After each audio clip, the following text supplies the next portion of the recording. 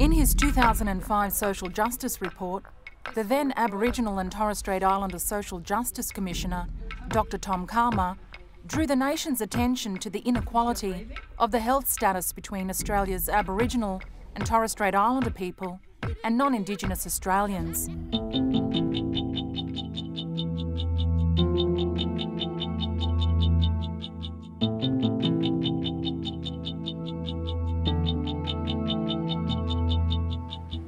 Dr Calma documented the appalling 17-year life expectancy gap, an infant mortality rate 3 times higher than non-Indigenous Australians, and heart disease rates between 2 and 3 times the rest of Australia.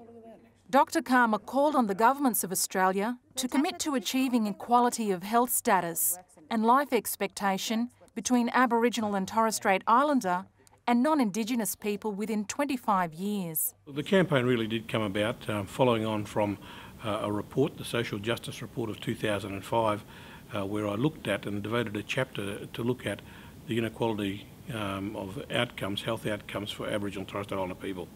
And when that went to the Parliament in March 2006, I also invited Indigenous and the non-Indigenous members of the health sector, the peak bodies, to come in and talk about what was in the Social Justice Report and try and share my vision. Fortunately, they thought it was a good idea, and so that was really the beginning in the 10th of March in 2006 that the Close the Gap Steering Committee was formed.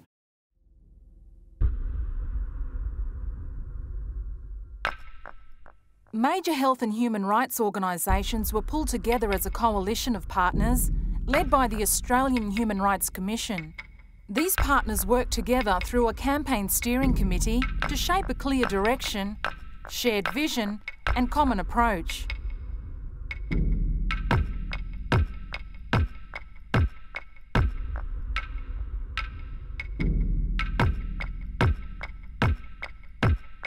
A carefully considered and phased strategic approach brought together 3 critical campaign elements to effect change: convincing decision makers of the need for change and building infrastructure for change. This approach harnessed the strength of a political engagement strategy supported by mass public mobilisation.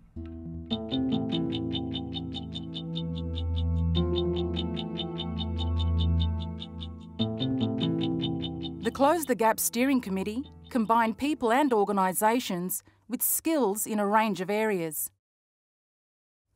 Time-bound and measurable campaign goals were set, activities were agreed upon, along with agreement for what each partner would contribute to the campaign. Paramount to the logic of the campaign was the placement of Aboriginal and Torres Strait Islander health squarely within a human rights framework. Article 25 of the Universal Declaration of Human Rights is the right to health. Holding government to account for the upholding of this right was at the core of the campaign. The development of a rights-based blueprint for closing the gap and targets to realise health equality provided a roadmap for action and the framework within which to hold government to account.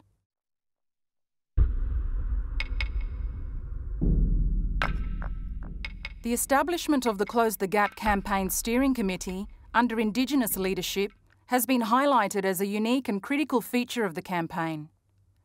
The strength of independent leadership by the Aboriginal and Torres Strait Islander Social Justice Commissioner ensured cohesion and respect for the coalition as a formidable alliance.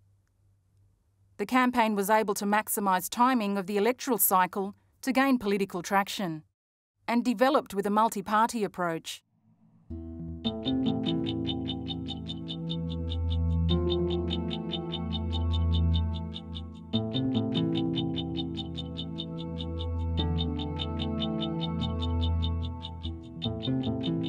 Individuals and organisations had a passionate commitment to the campaign and were prepared to dedicate time and expertise. This involvement was described by a steering committee member as spirit and intellect. The effective and consistent message of Close the Gap deployed a positive "we can do it" focus, while still maintaining a realistic timeframe for achieving Aboriginal and Torres Strait Islander health equality.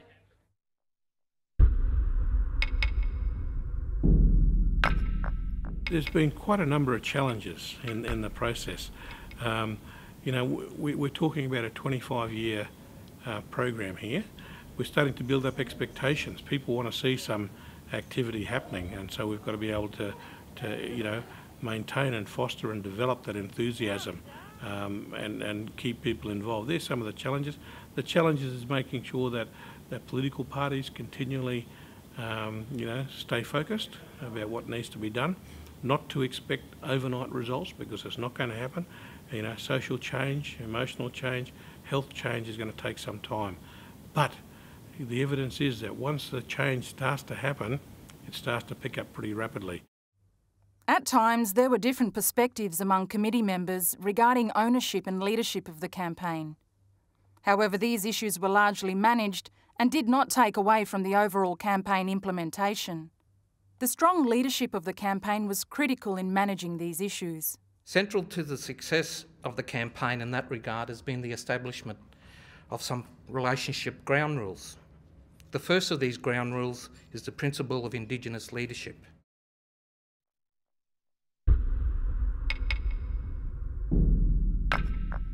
The first major objective of the campaign was to secure high-level bipartisan support.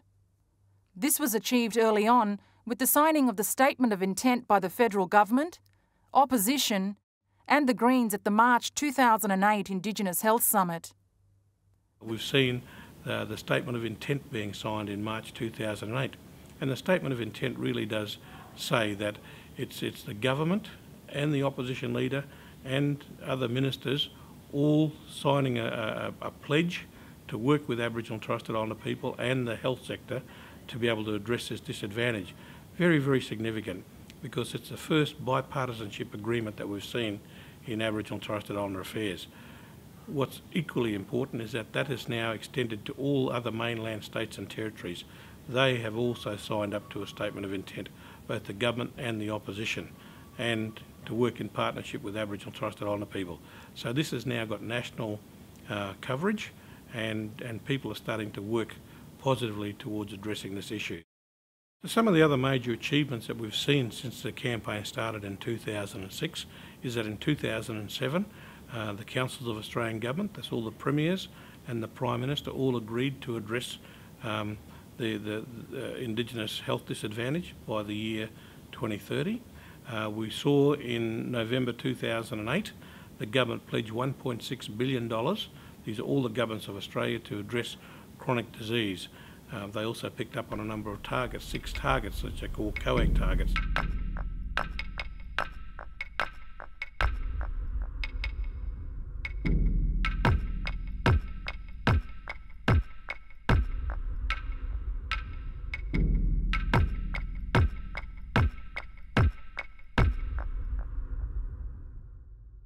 So we've had that level of commitment. We've seen, you know, the first ever dedicated minister to Indigenous health, the Honourable Warren Snowden, and you know, a very strong advocate, somebody who's been working very closely with us.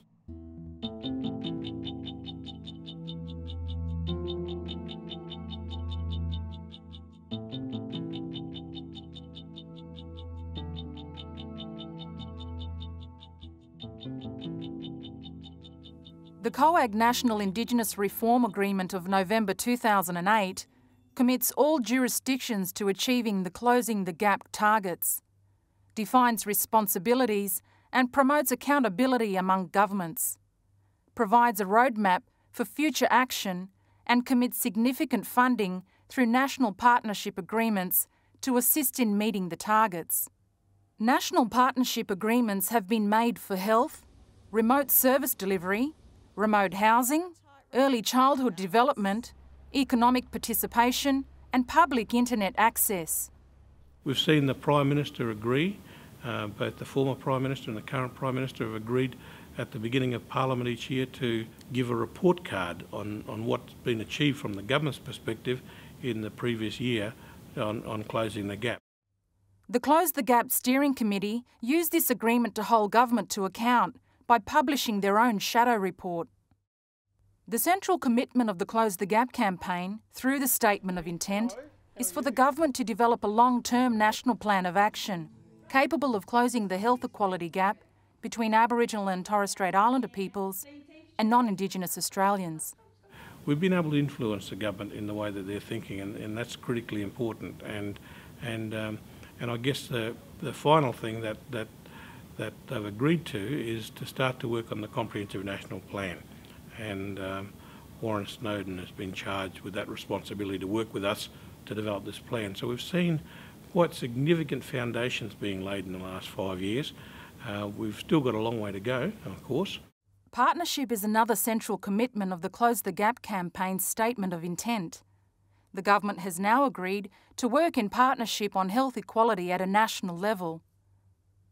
The partnership with government will operate through the National Congress of Australia's First Peoples and all the major Aboriginal and Torres Strait Islander health organisations to develop a long-term national plan of action to achieve Aboriginal and Torres Strait Islander health equality by 2030. The campaign has had extraordinary success in raising awareness of the appalling health equality gap between Aboriginal and Torres Strait Islander people and that of non-Indigenous Australians. This awareness effectively mobilised non-Indigenous Australians to support the call to government to close the gap. The public support's been overwhelming, and I don't think we'd have been able to achieve near as much as we have without firstly the support of the public, and then that started to mobilise the politicians to understand that this is more than just a couple of peak bodies getting together. This is about the population saying enough is enough, we need to address the inequality gap. Governments need to take seriously what's happening and put a serious effort into working together at the political level to be able to address the inequality and healthy outcomes. So that level of support was great. We also had support from not only the health peak bodies but also the human rights support groups like ANTAR, like Oxfam, and without the support of groups like that, Fred Hollows Foundation and others, to be able to financially support, particularly Oxfam, financially support this campaign, we wouldn't have been able to get the runs on the board that we have. A key public engagement strategy for the campaign is the National Close the Gap Day. Celebrated in 2011 for the 5th year, there were 838 registered events reaching 120,000 people across Australia, calling for Indigenous health equality. Gaining celebrity support and endorsement for the campaign has enhanced the campaign's capacity to reach the public, as well as emphasising the strength of the campaign to our political leaders. The National Rugby League dedicates one round of competition annually to supporting Close the Gap, extending the campaign reach and spreading the message to approximately 3.6 million people through media coverage of the event with the campaign message. The campaign has also attracted international attention. It has been the subject of a case study by Dr. Helen Potts titled Accountability and the Right to the Highest Attainable Standard of Health, and has been referred to in the World Health Organization Commission on the Social Determinants of Health's final report, Closing the Gap in a Generation, Health Equality Through Action on the Social Determinants of Health, 2008. Particular interest in the approach of the campaign has been expressed by First Nations in Canada, who were looking to address similar health concerns amongst First Nations peoples and establishing a similar campaign.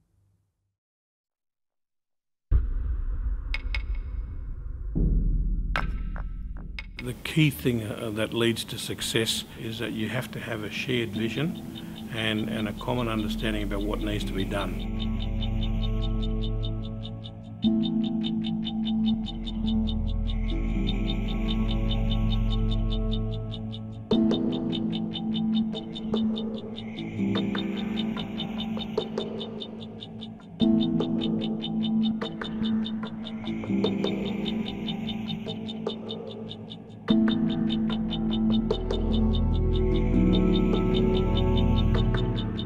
Close the Gap, a campaign for Aboriginal and Torres Strait Islander health equality by 2030.